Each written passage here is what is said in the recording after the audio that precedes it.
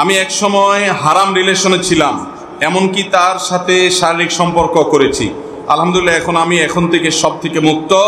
আমার এই অপরাধের জন্য কি শুধু আল্লাহর কাছে ক্ষমা চাইলে হবে, নাকি ওই মেয়ের কাছে ক্ষমা চাইতে হবে? মহিলাদের মাথার চুল বিক্রয় করা যাবে কিনা? এরপরে প্রশ্ন হলো, একজন গর্ভবতী মা আমি, আমার ইচ্ছে আমার সন্তান প্রসবের সময় হসপিটাল ডাক্তার নার্সের পাশাপাশি আমার স্বামীও আমার পাশে থাকুক। আমার মনে হয় তিনি আমার পাশে থাকলে আমার সব কষ্ট দূর হয়ে যাবে। এখন আমার প্রশ্ন হলো, সন্তান প্রসবের সময় ডাক্তার নার্সের পাশাপাশি আমার স্বামীও কি পাশে থাকতে পারবেন? ইসলামের দৃষ্টিতে একটু জায়েজ আছে কিনা বলবেন। এরপরে প্রশ্ন হলো, আজকের যুব সমাজ নাস্তিকতার দিকে বেশি কেন যাচ্ছে, তা থেকে আমাদের বাঁচতে করণীয় কি? আমি এক সময় হারাম রিলেশনে ছিলাম, এমনকি তার সাথে শারীরিক সম্পর্ক করেছি। আলহামদুলিল্লাহ এখন থেকে সব থেকে মুক্ত। আমার এই অপরাধের জন্য কি শুধু আল্লাহর কাছে ক্ষমা চাইলে হবে, নাকি ওই মেয়ের কাছে ক্ষমা চাইতে হবে? অনেক দরকারি একটা প্রশ্ন, কারণ অনেক যুবকরা এই ধরনের প্রশ্ন প্রায় করে থাকেন। আপনি যদি কখনো জেনায় লিপ্ত হয়ে থাকেন, তাহলে আল্লাহর কাছে মাপ চাইতে হবে, চাইলেই হবে, নাকি যার সাথে জেনা করেছেন তার সাথেও মাপ চাইতে হবে, তার কাছে মাপ চাইতে হবে? এর উত্তর হলো, যদি তাকে তার প্রতি জবরদস্তিমূলক ধর্ষণ করে থাকেন, আল্লাহ মাফ করুক, জঘন্য অপরাধ, তাহলে সেক্ষেত্রে এটা তারও হক নষ্ট করেছেন, আল্লাহর হক নষ্ট করেছেন। আল্লাহর কাছেও মাপ চাইতে হবে, তার কাছে ক্ষমা প্রার্থনা করতে হবে যদি চাওয়া সম্ভব হয়। আর যদি ক্ষমা চাইতে গেলে বরং আরো বড় হবে ইস্যু, তাহলে সেক্ষেত্রে আল্লাহর কাছে ক্ষমা চাইবেন এবং তার জন্য দোয়া করবেন। আর যদি ব্যাপারটা হয় যে না, মিউচুয়াল আন্ডারস্ট্যান্ডিং এর মাধ্যমে দুজনের সম্মতিতে, তাহলে শুধু আল্লাহর কাছে মাপ চাইবেন, ইস্তিগফার করবেন। আর নতুন করে ক্ষমা চাইতে গিয়ে বরং আরো হারাম রিলেশনে জড়িয়ে যান কিনা সে আশঙ্কা থাকতে পারে, এই জন্য আরো দূরে সরবেন এবং আল্লাহর কাছে ক্ষমা চাইবেন, যথেষ্ট হবে ইনশাআল্লাহ। মহিলাদের মাথার চুল বিক্রয় করা যাবে কিনা? আমাদের দেশে অনেক মহিলারা তাদের মাথার অতিরিক্ত চুল আঁচড়ানো পরে বের হয়, এগুলো বিক্রি করে। অনেক এলাকায় শুরু হয়েছে এগুলো। মনে রাখবেন, ইসলাম সেই জীবন ব্যবস্থা যেখানে মানুষকে সবচেয়ে বেশি সম্মান দেয়া হয়েছে। এই জন্য মানুষের অপমান হয়, মানবতার অসম্মান হয়, এমন একটি কাজও ইসলামে হালাল নাই। মানুষের কোন অঙ্গ প্রত্যঙ্গ যদি বিক্রি করা হয়, এটা যদি পণ্য বানানো হয়, এটা মানুষের জন্য সম্মানের না অসম্মানের? অসম্মানের। এই জন্য ইসলাম মানুষের কোন শরীরের অংশ, অঙ্গ প্রত্যঙ্গ কোনো কিছু বিক্রি করা জায়েজ রাখে। চুল কেন? যদি কেউ নিজের ব্লাড বিক্রি করতে চায়, কিডনি বিক্রি করতে চায়, শরীরের কোনো অংশ বিক্রি করতে চায়, ইসলামী শরীরের দৃষ্টিকোণ থেকে সেটা হালাল না, সেটা হারাম, সেটা জায়েজ।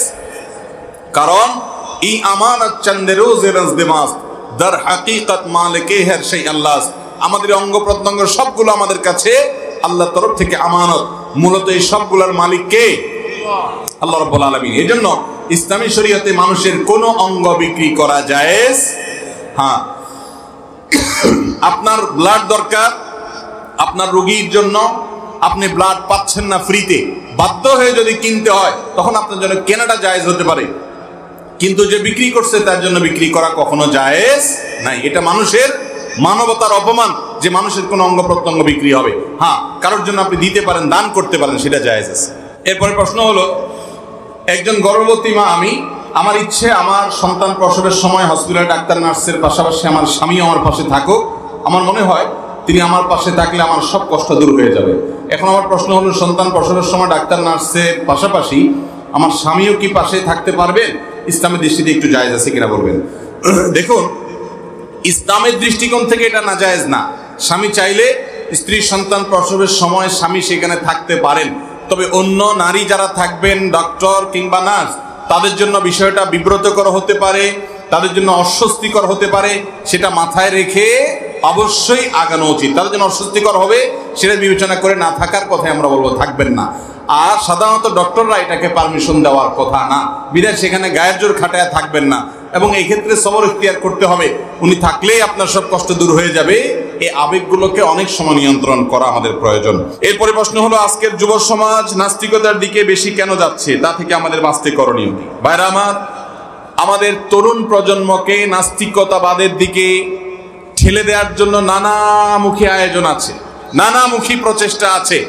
কখনো শিক্ষার নামে নাস্তিক বানা হয়, কখনো বিনোদনের নামে নাস্তিকতাবাদের দিকে ডাকা হয়, কখনো মুক্তমনা হওয়ার নামে তাদেরকে নাস্তিকতাবাদের দিকে ডাকা হয়, নানা সময় তাদেরকে নাস্তিকতাবাদের দিকে ডাকা হয়।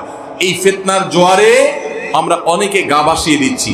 এটা থেকে বাঁচাবার জন্য আমাদের সন্তানদেরকে, অভিভাবকদের দায়িত্ব কর্তব্য হলো যে পারিবারিকভাবে ইসলাম চর্চাকে বাড়ানো, এমন ভাবে বাড়ানো যে বাহিরের যত রকমের ফিতনা আছে এই সমস্ত ফিতনাগুলো মোকাবেলা করার মতো শক্তি আমার সন্তানের থাকবে, যাতে করে সে সেগুলো মোকাবেলা করতে পারে। আর তা না হলে সে এক এক জায়গায় যাবে, তার ঈমান বিক্রি করে আসবে। আল্লাহ তাআলা আমাদের সন্তানদের ঈমানকে হেফাজত করার তৌফিক দান করুন। যুবক ভাইরা, নিজেরা ঈমানি সার্কেলে চলবেন, দিনদারদের সার্কেলে চলবেন, মুত্তাকি বন্ধু বান্ধবদের সাথে উঠা বসা করবেন, হালাল হারাম মেনটেন করে তাদের সাথে চলাফেরা করবেন, মাহরাম মেনটেন করে তাদের সাথে চলাফেরা করবেন, ভালো বন্ধুর সাথে সঙ্গ অবলম্বন করবেন। এটি হলো ফিতনার যুগে বাঁচার একটা বড় উপায়। আল্লাহর কাছে পানা চাইবেন, সূরা কাহাফের প্রথম 10 আয়াত বেশি বেশি পড়বেন। এটা হলো শেষ যুগের ফিতনা থেকে বাঁচার জন্য অসম্ভব উপকারী একটা আমল। আল্লাহ তাআলা আমাদের ঈমান আমলকে হেফাজত রাখার তৌফিক দান করুন। ইসলামের বিরুদ্ধে যে সংশয়গুলো তৈরি করার সংশয়বাদীরা, তাদের বিরুদ্ধে আমাদের যে সমস্ত ভাইরা লেখালেখি করেন, আমাদের আরিফ আজাদ আছে, আমাদের ডাক্তার শামসুল আরিফিন শক্তি আছে, আমাদের রাফানা আহমদ আছে, আমাদের আরো যে সমস্ত তরুণরা তারা লিখছে, ডক্টর জাকির নায়েক আছেন, আহমদ দিদাত রাহিমাহুল্লাহ আছেন, তাদের বক্তব্য, তাদের লেখনীগুলো যত বেশি পড়বেন, ইনশাআল্লাহ নাস্তিকদের, নাস্তিকতাবাদের বস্তা পচা সস্তা বিষয়গুলো তত বেশি আপনার সামনে খোলাসা হয়ে যাবে। আল্লাহ তাআলা আমাদেরকে ফিতনামুক্ত ঈমান নিয়ে দুনিয়া থেকে যাওয়ার তৌফিক দান করুন। আলোর পথে 24 24 ঘন্টা শুধু ইসলাম প্রচার।